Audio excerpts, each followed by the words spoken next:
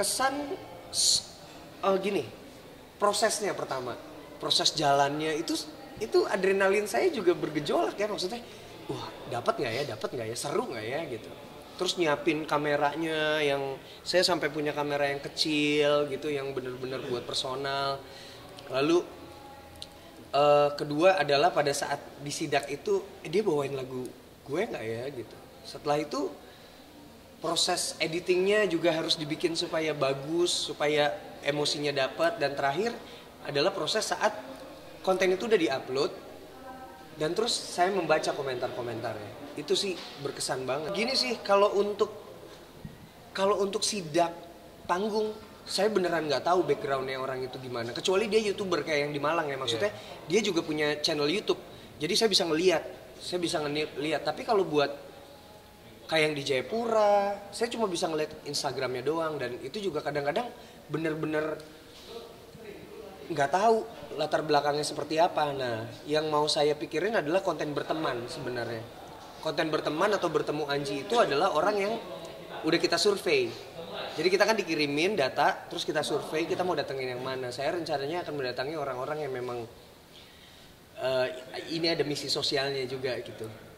Karena beberapa pihak juga udah ngajakin kerjasama dan mereka pengen bagiin rezeki untuk orang-orang yang saya temui. Kayak ada yang pengen ngasih 2 paket umroh, ada yang mau bagiin 100 handphone, ada yang mau kasih uang gitu untuk giveaway. Jadi saya lagi pikirin gimana caranya supaya memang hadiah-hadiah itu jatuh ke tangan orang yang tepat gitu. Saya itu sangat lagi menggiatkan atau sangat sering ngomongin tentang performing rights. Pada saat ada orang bawain lagu kita untuk tujuan komersil, itu seharusnya ada nilai komersil yang masuk kepada penciptanya ya. Tapi bukan berarti saya membenci orang-orang yang bawain lagu saya, nggak gitu. Karena mekanismenya atau prosedurnya pada saat ada orang yang bawain lagu itu untuk acara komersil, penyelenggara acaranya lah yang bayar kepada pencipta, bukan musisinya. Jadi buat saya musisi ngebawain lagu saya itu malah mempopulerkan.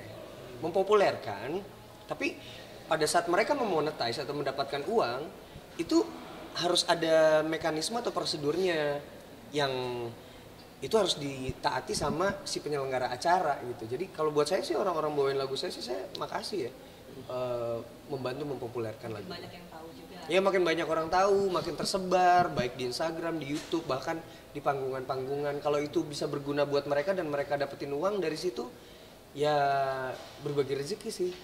Konten sidak itu memang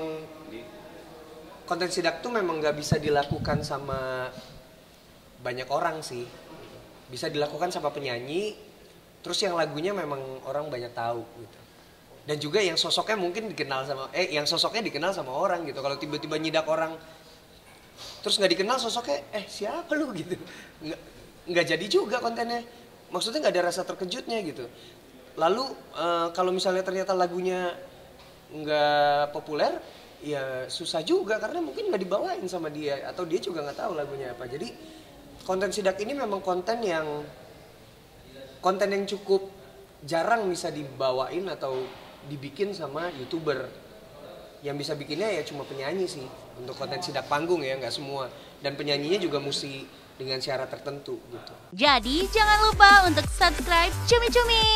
Ditekan ya tombol lonceng merahnya.